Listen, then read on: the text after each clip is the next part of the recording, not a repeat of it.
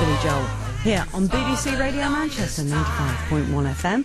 I'm Heather Stott. A very good morning to you. Now, who needs Hollywood when we've got some great stories to tell here in Greater Manchester? People from Rochdale have been taking part in a movie about the Rochdale Pioneers. It stars John Henshaw of Early Doors fame. I absolutely love John Henshaw. I've interviewed him many times. He's a fabulous man. The Pioneers were a ragged bunch of mill workers who inspired the co-op movement in the 19th century. It began with 28 members, and it's now thought 1 billion people worldwide belong to co-ops. Well, Mark Robinson-Field is from the co-op who commissioned the film. Mark, good morning. Good morning. Lovely to see you. Thanks for coming in.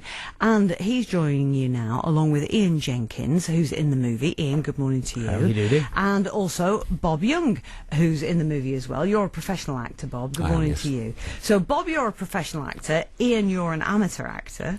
Kind of, yeah. Kind of an amateur actor.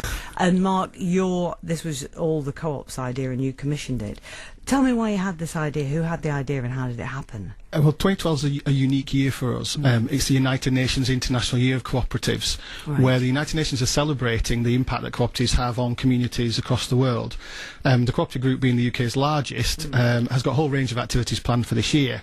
The main part of that being this film, and we believe that there was a real story to tell. The Rochdale Pioneers really were the foundation of the modern cooperative movement and really did change the world. So we wanted to record that and to show exactly what had happened and how those people had made such a difference. So we worked with the Cooperative British Youth Film Academy to work with the communities in Rochdale to produce the film. Where did the co-op start? In 1844, the Rochdale Pioneers... cooperatives were around before then, around the UK, but the uniqueness of the Rochdale Pioneers is that they set out a series of principles in 1844 that modern cooperatives now follow. So the big businesses around the world all follow those principles that were laid down by those weavers in Rochdale. How fantastic is that? It's amazing, isn't it? Absolutely. I mean, you wouldn't imagine when people talk about kind of towns changing the world, they really did mean that. Rochdale has made a significant impact on the entire world. And this year, the United Nations are acknowledging that and celebrating it. I think people would imagine it, actually, because I think here in Manchester, you know, people know that we can get our act together. That's one thing we're good at, isn't it? We can get our act together, we can organise stuff. You know, if the Liverpudlians don't want our cotton, well, we'll come up with a solution to that. And, you know, we are good at organising ourselves and getting our act together. So now then, Ian, I mentioned that you're an amateur actor in this movie, is that right? Background artist is how I started. I went down to an open meeting that the cooperative were held at the Rochdale Town Hall because I just wanted to get involved. I'd seen it in the local paper and I thought, yeah, I'll get involved in this, and went down to be a background artist. The next thing I know, they're asking me, can I play the part of a market stall holder? I thought, I'll give it a go. I've never acted before in my life. I wouldn't know what to do, but this obviously thought I could do it, so I did it. And I've loved it. It's been a fantastic experience. Oh yeah, it's been superb. Great crew, great cast, met some really good people, made lots of new friends, and it's been a fantastic thing to be involved in. It and really celebrating your town, of course. Absolutely, which is terrific, isn't it? Yeah, it's about time Rochdale got some good press. We're always getting the rubbishy end of the stick, so to speak. So yeah, it's nice to get some positive news from Rochdale. And Bob, you're a professional actor in this. Yes, only for the past 2 years, mind you. Right, okay. So tell me about your role. Well, I play a grumpy old sod who is a doubting Thomas. Right. He doesn't really believe that this is going to work, but he puts his money in, probably his life savings in those days. You know, 8 shillings and some odd pence, and throughout he's not appearing throughout the film, but he does appear when things are getting critical and he's wavering. And does he want his money back? And if he gets his money back, is it going to destroy the whole thing? Oh right. Oh, so it's a pivotal character then. It gets a bit dramatic in a couple of scenes. Yes. Are you from Rochdale? No. Right, okay. No. So this is a great story, though, of these pioneers. And it is. It really is, isn't it? Yes. Yeah. Yes. And Mark, as far as the co-op is concerned, how important was it for you to mark your anniversary in this way? Well, the cooperative group can link itself right back to the Rochdale Pioneers, and we're still here in the northwest. So we've got a very close link with them anyway. But it was really, really important that in 2012 as the whole world is celebrating cooperatives, that we told this story again, and told it in a way that really highlighted the people. And I think what we've tried to focus on, and our colleagues at the British Youth Film Academy have focused on, is the lives of the people behind the story, and how these people were ordinary people who, against real adversity, created something which was for their community, which then resonates through business even now. So we still focus on community activity, on ownership, we're owned by the general public. All of those original principles that started in 1844 are still very, very strong, not just with the group, but internationally with other cooperatives. And as you say, you know, it's a model that's been taken on and used by the world, started by ordinary people in Rochdale. How many people from Rochdale are involved in the whole project? Oh, there's several of us. We, like I said, they held this open meeting. There must have been about, 100 people there, Mark? And yeah, several of them, from not just in front of the camera, but behind the camera, doing the makeup, doing, you know, all sorts of things. The contribution from Rochdale folks has been great. Must be amazing. When do you get to see the movie? Oh, and I can't wait. It's like waiting for Christmas to come. Absolutely, yeah. Yeah, Bob. You know, as I mentioned, you're a professional actor, so this you probably not quite got the excitement for you. Oh, it has. Oh, it has. This is. I've only been acting for 2 years, and this, believe me, is so far the pinnacle, and it really is the finest production I have been on.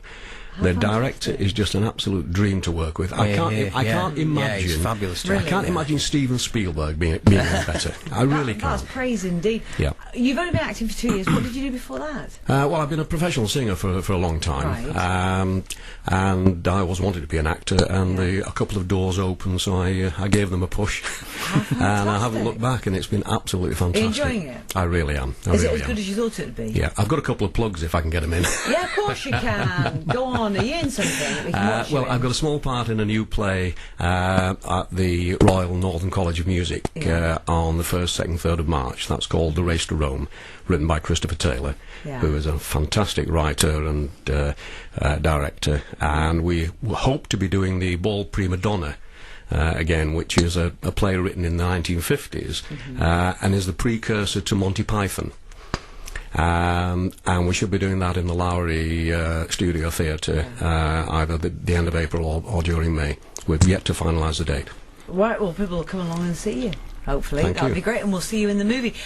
Do you know when the movie's going to be out, Mark? Any ideas? Yeah, we've the filming is still underway, and we've got a few more weeks on that to finish off, and then in the next couple of months we'll start to roll that film out, so people will start to be able to see it probably around about springtime. And how will you get people to see it? Where's it going to be shown, or...? We're in discussions with a lot of different places, from TV to cinemas, etc. So fingers crossed we'll get that out for a lot of people to see. But certainly for people in the northwest, we'll have plenty of opportunity for people to see it here locally. Fantastic stuff. Thank you for coming in.